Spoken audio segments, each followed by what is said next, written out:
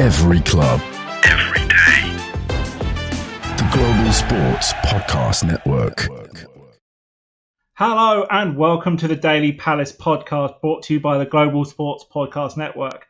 I am your host today, Dan Tanner, and I am joined by fellow Palace enthusiast, Alex Way. How are you doing, mate?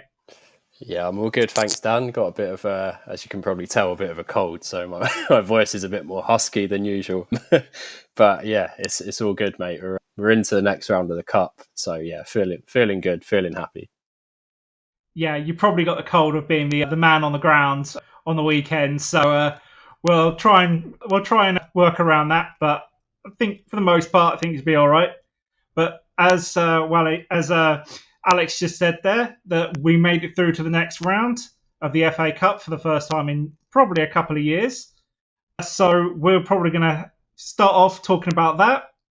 And then at some point, we'll then talk about some other matches that happened in the FA Cup, as well as talk about our next round fixture.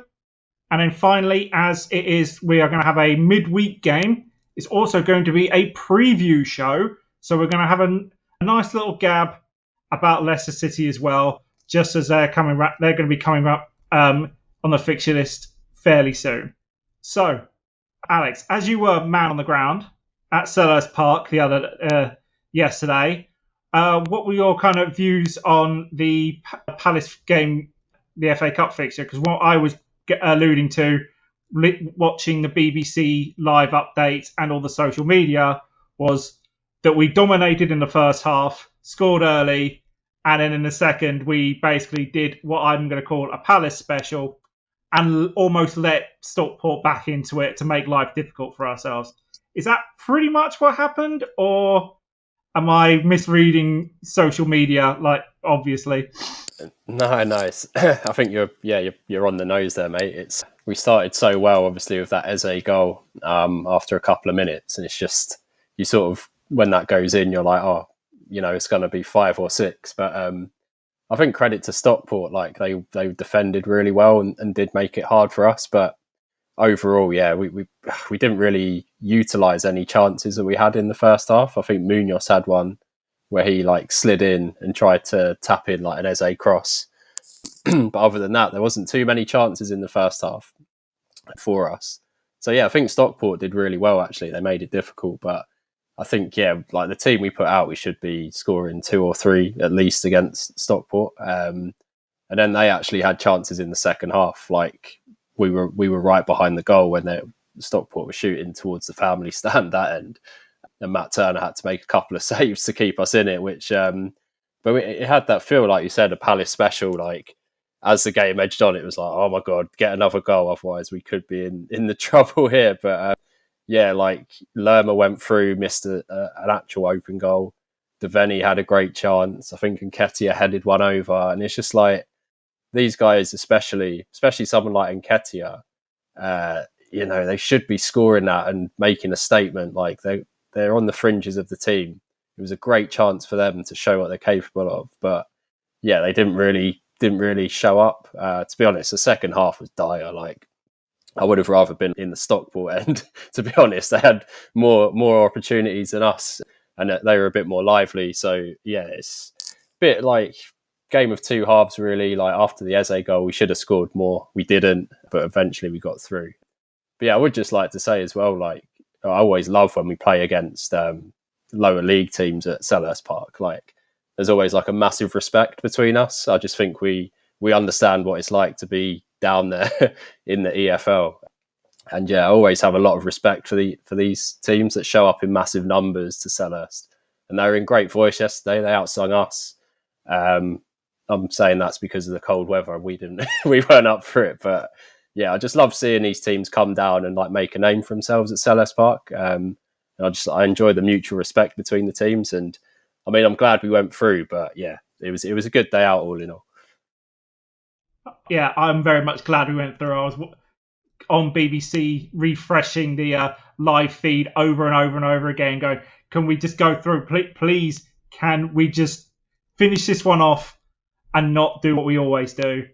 Because it's very much a thing of we start off brilliantly, like you said, the first half very dominant, very sort of in control of the situation.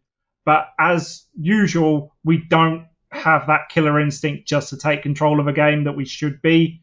And against Stockport, we should have been very comfortably 2 or 3-0 by the end of by the final whistle. Because I think I said something like that in the preview show on Friday, where I thought it would be a very comfortable 2-0.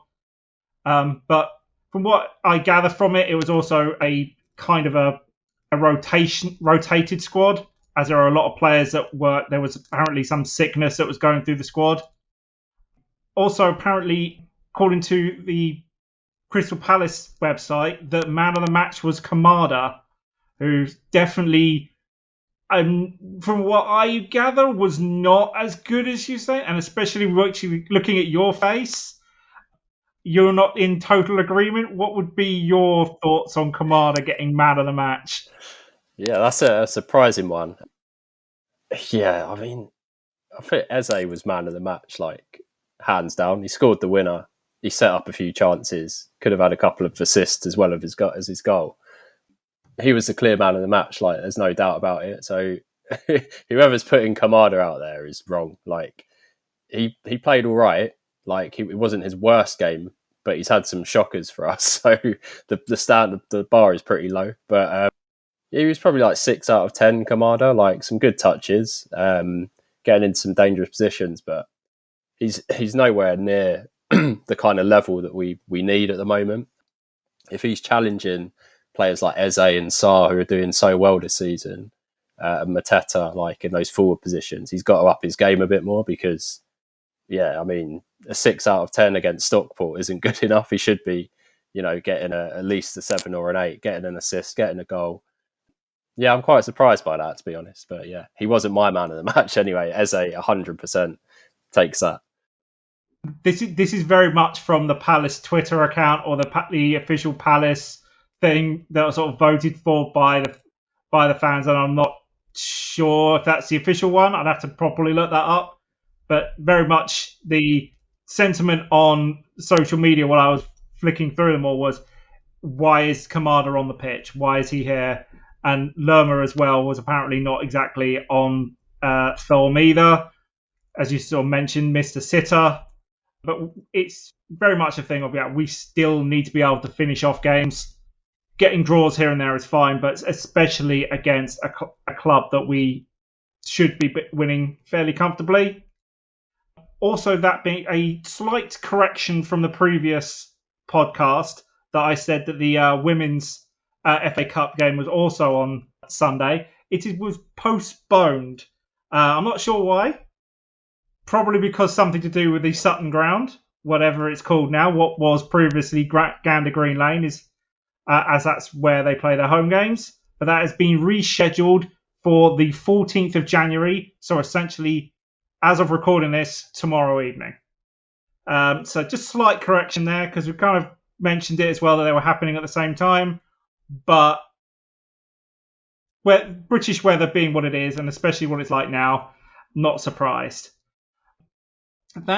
I think that pretty much wraps up all the FA Cup, especially when it comes to the Palace side of things. We're going to take a quick break and thank our provider here at Zencaster, and then we'll carry on talking about the rest of the weekend fixtures, namely the star-studded main event of Man United Arsenal, and maybe one or two big shockers. Here at Global Sports Podcast Network, we spent a lot of time selecting our delivery platform. Zencaster came out the clear winner. With 4K video recording from your phone and AI editing that automatically removes all those ahs, it's super easy to start a podcast that sounds good and is delivered efficiently. If you're ready to tell your story, check out the link below in the description to learn more about Zencaster. And now we are back to the Daily Palace podcast. We are now going to talk about some of the other results in the FA Cup on the weekend, namely the Man United Arsenal game, which just had everything, really. It had, two penalty shouts, one that should have been or one that wasn't. It had essentially handbags at dawn, constantly fouling and pushing over and just being really, really like not exactly the best game of football to watch. And then after all that, it comes down to penalties. Oh, yeah, I also forgot there was also a red card in there too. So it had everything for the neutral. But if you were Arsenal or Man United fan, you must have been absolutely tearing your hair out for the performance they put on. Any other thoughts on that, Alex? I mean, I didn't actually watch it because I was obviously at the same time as Palace, but we were getting the updates through, and it was like, yeah, 0-0 at half time. It was like, oh yes, seems like a bit of a boring game. But then it all just started kicking off, and it was like, oh my god, there's a red card, there's a goal, it's 1-1. And from what I can gather, Arsenal fans are a bit aggrieved that they should have won it. Like you said, a couple of penalty shouts and stuff like that. I don't think the Arsenal fans were too happy either with Man United's tactics, but I quite enjoy it, to be honest. Like, as a team that used to employ those tactics under like Pulis and Allardyce and stuff, I have a bit of a soft spot for it, especially when it's a big team like United, you know, time wasting and like pushing people and being a bit of a nuisance. I just love it. Like, you know, when you look at the players they've got as well, like Bruno Fernandes is a world-class player, and he's like, you know, taking the mick, just like employing all these tactics to slow the game down and stuff, which is great. I'm actually pleased that United went through. I think Arsenal, they sort of have got on their high horse a bit recently. And yeah, I just feel like they need to be slapped down a peg or two. You know, I'm glad United went through, but out of the two of them, I'd rather neither went through, but someone has to. So yeah, at least it was United, I suppose. Yeah, well, I didn't actually get to watch the game. I managed to just about get in when the penalty shootout started, and Kai Havertz's penalty was probably one of the most lackadaisical things I've seen in a while. It's just so like he didn't feel like being there, which is basically summed him up completely. A top quality player that, if on his day, he can be really good, but more often than not, he doesn't look like he's bothered. But that's being the big fixture of the FA Cup weekend. But you've also got the giant killings, which happen to be Brentford going out to bottom of the league without a win in a long time, Plymouth Argyle, who only recently sacked their manager, Wayne Rooney. So they go to Brentford and go and beat them 1-0 in the 82nd or 84th minute, something like that. So there was at least one giant killing in the third round, which are always fun.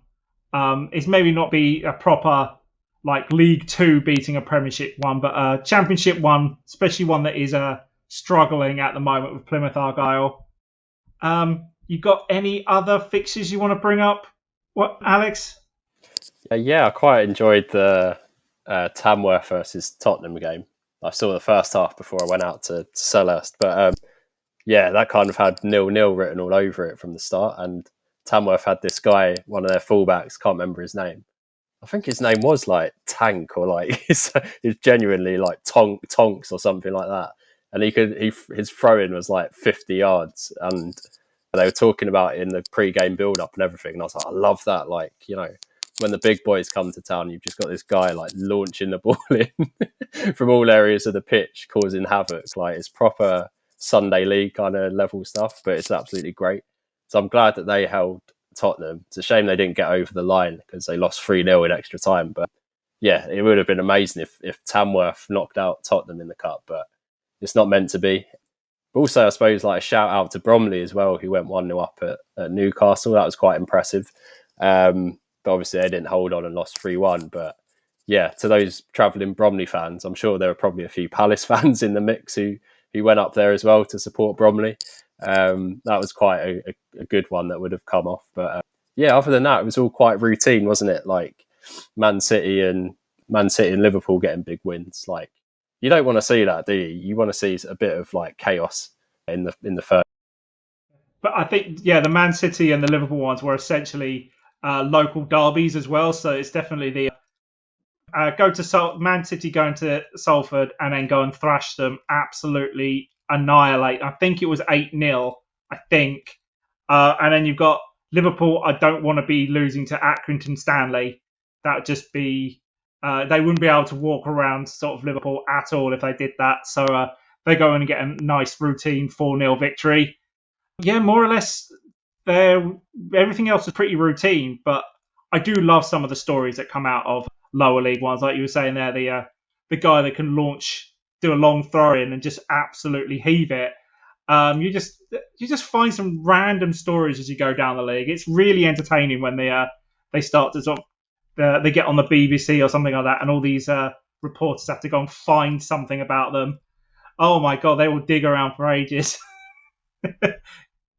Right, I think we should, unless there's anything else we want to talk about for the FA Cup, I think we can move on. We'll do a quick advert break to thank our network here, and then we will go on and do a preview of the next Premier League game, which was going to be Leicester away. This podcast is part of the Global Sports Podcast Network, the only network bringing you exclusive daily news and views on your Premier League team, the Premier League, women's football, and fantasy football. A unique listening experience that puts fans first, bringing you the latest breaking news from your team. Subscribe wherever you get your podcast and make us the first to listen every day. Global Sports Podcast Network. Every club, every day. And now we are back with the final part of today's Daily Palace, brought to you by the Global Sports Podcast Network, as you've just heard from my brilliant advert reading. We are now going to preview the next Premier League fixture, which is Leicester City away. So let's basically get into it, really. Leicester at the moment are not having the best of time. They have 1 point in the last 6 games. They are, I think, second from bottom in the league. They haven't won a game since the beginning of December. And most of these ones have been pretty bad results when it comes to Leicester. I think they lost 3-0 to Wolves, and I think it was also another 3 or even 4 against Chelsea, 3-0 against City, and it's very much Ruud van Nistelrooy is still trying to get some kind of form out of these guys, and it doesn't seem to be working. So what, if you got any thoughts on Leicester at the moment, Alex? If he's still there. Yeah, sorry, mate. Technical difficulty. Yeah, classic. So Leicester, interesting one. Like, I actually thought they were better off without Van Nistelrooy, to be honest. From what I've seen so far, he hasn't really done loads to rectify their problems, which is conceding goals. And I think they're conceding more goals under him than they were when Cooper was in charge. And yeah, like you said, like they've had 1 win since Van Nistelrooy took over and have dropped into the relegation zone. But I mean, looking at their squad, they've got some really good players, and I think that they can be quite dangerous. And for us, like going in, I think we're 4 unbeaten now, 4 in a row in all competitions. And for us, this is like a really tricky one. It's sort of like worse almost than the Man City at homes or, you know, the Liverpool at homes. I feel like these games are a bit tougher for us, especially when a team's out of form. Like we're a team that a lot of opposition seem to just find something and pull out a magical performance against us. So I'm really sort of skeptical about this game on when it's Wednesday, isn't it? Yeah, I don't know about it. Like I feel like it could be a tricky one for us. Yeah, I mean they've only had 2 home wins this season at home, so at the King Power. So we should be looking to try and capitalise. But yeah, you know when you get that feeling and you're just like Leicester away on a Wednesday evening in January. It's not for Palace, that one. You just go, I have a bad feeling about this. Yeah, you can feel it in your bones. You're just like, But still relatively confident. I think we are one of the, form-wise, one of the better teams in the league at the moment.